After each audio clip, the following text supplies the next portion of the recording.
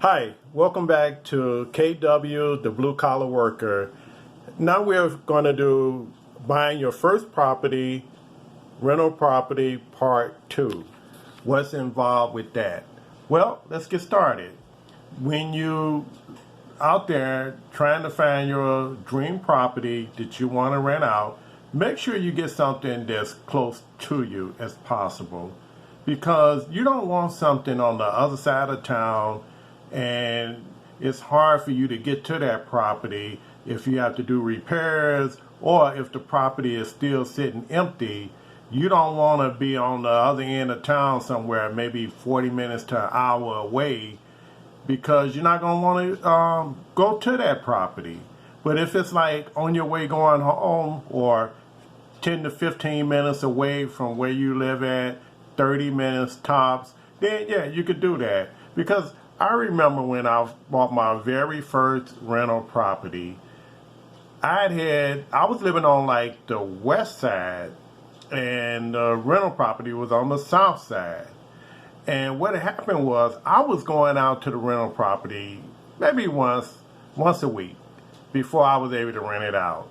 And I just happened to go out during the weekday this particular time, and I saw the gate was open. I noticed that it had an enclosed back porch, and that the cover was off that. And I knew from that point on I was in trouble. The back door was open, wide open.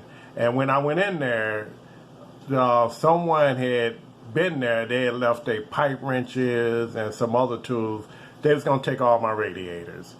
So from that point on, I was literally sleeping on the floor at my property to keep an eye on it until I was able to rent it out.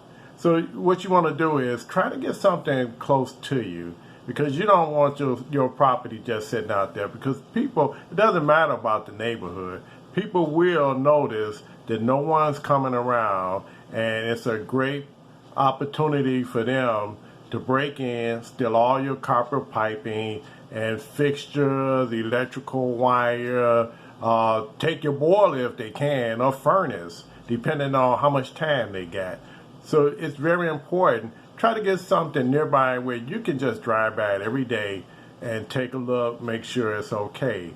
The next thing you want to do right away is make sure that you get an alarm put on your property. And I said that in one of my other videos, because that alarm will let you know if something is wrong.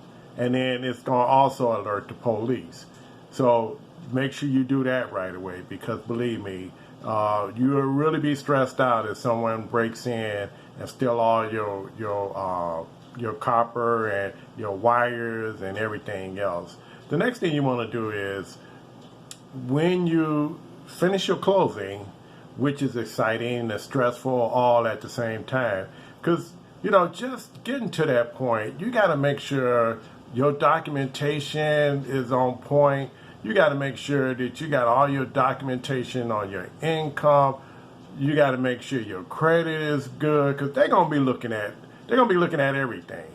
And when I say everything, I really mean everything. So you got to be on point before you even decide to go and try to buy something, because if you're not on point, chances are you probably will not get the property. So let's say even if you did get past all that, and knowing you probably will, I'm sure you will, you go to closing, and then you get the keys after you sign all the documents, because it's going to be a ton of documents you have to sign. So once you sign all your documents and they give you the keys, you leave out of there, it's a different feeling. Because when you went in there, someone else owned that property. Now leaving out is your property, your responsibility, everything is on you now. So now when you go to that property, you open up the doors, this is all you now.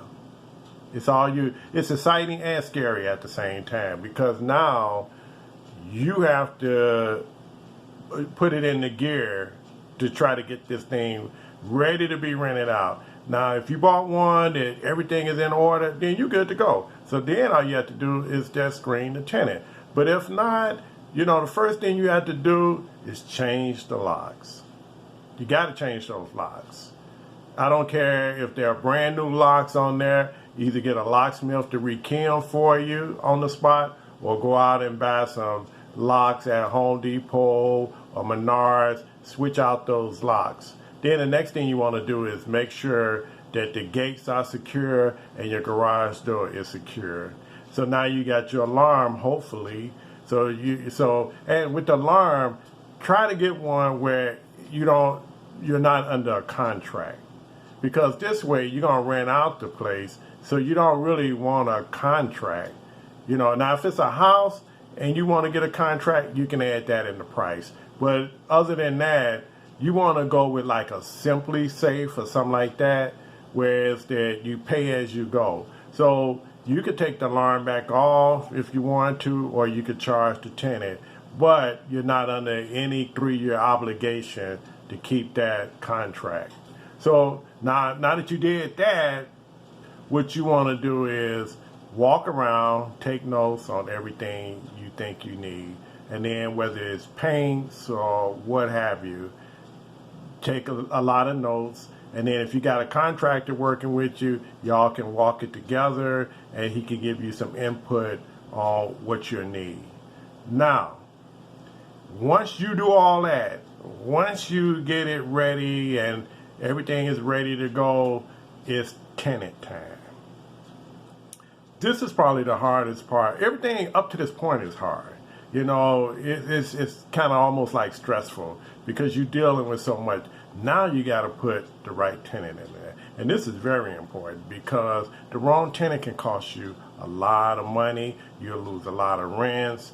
You get to run around when you go to court because nobody's going to feel sorry for you if you go that route. So my advice is what I was doing was, you want to screen your tenant. You want to make sure, you want to check and see if they had any past evictions.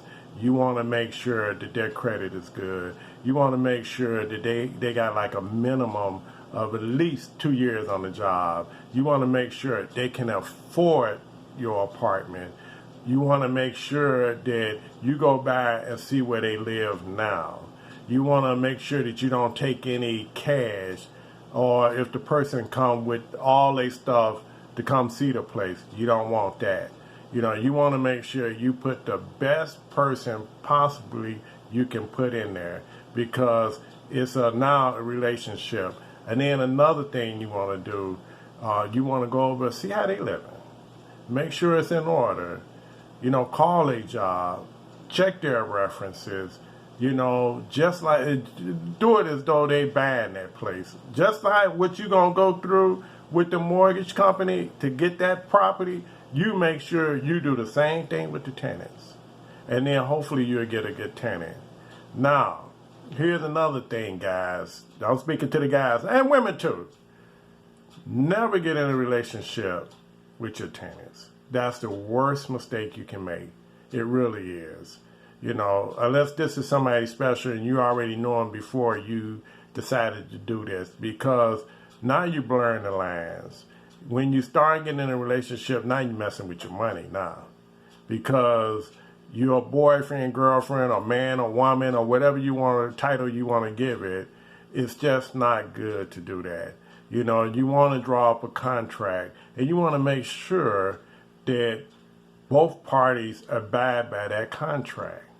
You want to make sure that you put in all the stipulations you think that you want to put in there and put some more. And then you make sure you enforce it, because if you don't, you'll be in trouble. So it's exciting. It's nice to own a building. It's a great feeling. But if you ever have to go to eviction court, it's a madhouse. It's going to cost you a lot of money. And where I live at in Chicago, the sheriff used to sit the tenant stuff out for you. Now all they do is just put the notice on the door, make sure no one's in there, and then they leave. So now that's on you. Now what if this person come back? What if they're a hothead? What if they mad at you? Now what? So, keep that under consideration too when you buy a rental property, because when people first come out to see your place, you know, you got some of the best actors and actresses. You know, everybody's on their best behavior because they want the place. But then as time goes on, the honeymoon stage is starting to wane. Now you're going to see the real person. So you want to make sure that you take your time, sit down, talk to them, and get a feel of them. They get a feel of you. Y'all talk about some of the do's and don'ts that you're going to have on your lease.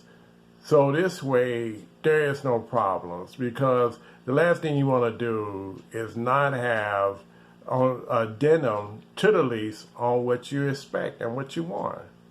Because if you say you don't want pets, you don't want to see a dog. And if you say they can't have other people moving in, you don't want to see a second family living in your place. You know, and no offense to the prospective tenant, but you just don't want to start bending your own rules, because you'll get in trouble like that. And when you rent to someone, you know, you can't rent with your heart, because my heart got me in trouble many times. You know, I felt good about it, but I got burnt in the end. So, you know, you just want to make sure you do it right. Okay, so that is part 2 of buying your first rental property. Again, this is KW, the Blue Collar Worker. Stay safe out there. If you like my video, press like. And if you haven't subscribed yet, it doesn't cost you anything. Subscribe to my channel. I got a lot of good stuff coming up. Once we get past the buying your own property, we got a lot of good things that we're going to be discussing. So again, stay safe out there. KW, the Blue Collar Worker, and I look to see you again. Thank you. Have a great day.